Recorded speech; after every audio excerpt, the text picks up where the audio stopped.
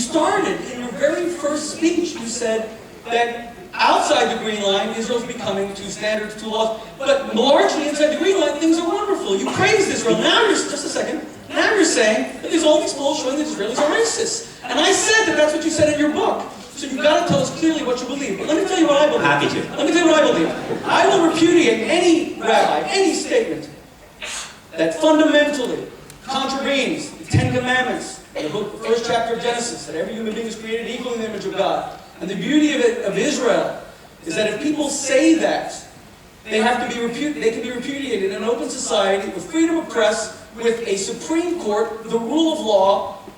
And that's why we're not seeing a wave of Israelis who are going and stabbing innocent Palestinian civilians. And to the extent that it ever happens, as I just brought up, it's condemned by 98% of mainstream society.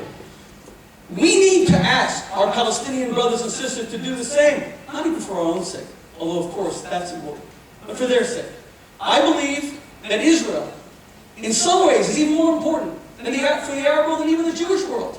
Because Israel is the great Arab hope for democracy and human rights and women's rights and gay rights. Because largely the Arab dictator's response, whenever the West tries to hold them accountable for human rights abuses, is to say, this isn't St. Louis, this isn't Chicago, this isn't Miami, this is the Middle East. This stuff can't happen here. And along comes Israel, will all of those things flourish. Look, you and I are having this conversation. We don't have to agree. It doesn't make a difference who wins this discussion, this debate. It's because all of you won. Here we can have this conversation. This should happen in Ramallah. This should happen in Gaza City. This should happen in Riyadh. This should happen in Baghdad. But it won't happen if we find excuses for violence. The greatest American of the 20th century, arguably, and I certainly believe this, was Martin Luther King. And you know what he did to change American society when it was deeply racist? He never hurt another person. And he never used violence. He condemned violence. He was sickened a few days before he died in Memphis, April 1968, because people who were marching with him at broken windows, they didn't even hurt anyone, but they used violence. It sickened him. And he condemned it. He changed America by shaming it into change through his conscience. And I'm asking you, Peter, because you and I ultimately are friends, and because I do respect you. We're asking the questions. Okay, well, I think we should just finally not find excuses. Israeli policy for this violence. It's interesting. Can I respond to you? It's, you know, what Martin Luther King said after, when he was asked to comment about African-American riots in the late 1960s. Every summer there were riots. What Martin Luther King said was, he quoted Victor Hugo, and he said, when the soul lives in darkness, sins will be committed.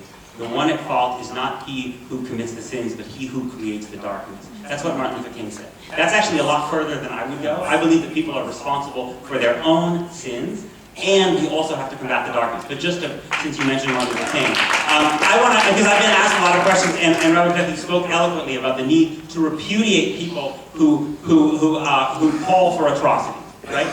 So I want to ask you about October 22nd, 2013, when you sat on a stage with Sheldon Adelson, and Sheldon Adelson proposed that we drop an atomic bomb in the Iranian desert, and that if the Iranians did not stop their nuclear program, that we drop one in Tel Aviv, and the room cheered, and you congratulated him. Are you willing to repudiate him for saying those things? And I have a quote, by the way. You know, it's interesting, because Peter said this in our debate at Columbia with Brett Stevens. And Brett called him out and said that he did exactly what he just did. You misquoted him. You want me to read it? I have a quote. No. I want everyone to hear it because it's videotaped. Sheldon Adelson said, and I'm not Sheldon Adelson's ambassador, I'm not a spokesman. Do you repudiate it? Just a second. But to the extent that you bring it up, you misquoted just like you did tonight, purposely and intentionally, because it can't happen twice.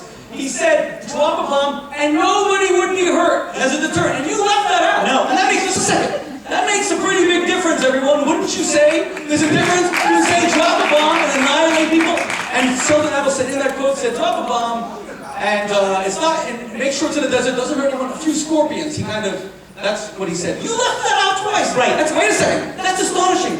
Do you all understand that Peter thinks that Sheldon Adelson, who's never hurt a fly in his life, who has never given $1, not only he's never given $1 for someone to be hurt through violence, he's one of the biggest funders of wounded warriors, American soldiers who defend the United States.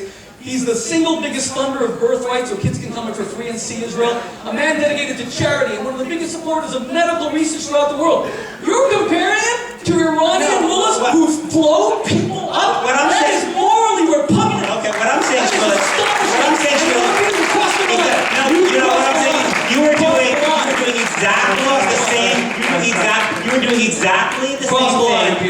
exactly Take it the same. back. You crossed the line. When someone calls for dropping an atomic bomb, I'm not done. Excuse me, he's had much more time than me. When someone calls for dropping an atomic bomb in the desert, in a country, if they said, we'll drop one in the Negev and it won't hurt a fly, and then if Israel doesn't get rid of its nuclear weapons, we'll drop one in Tel Aviv, would you be apologizing for that? Peter.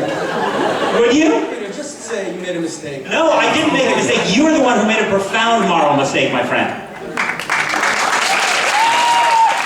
You should disassociate yourself from that man. Stop comparing Mr. Advocates to terrorists. Just Keep stop. dancing.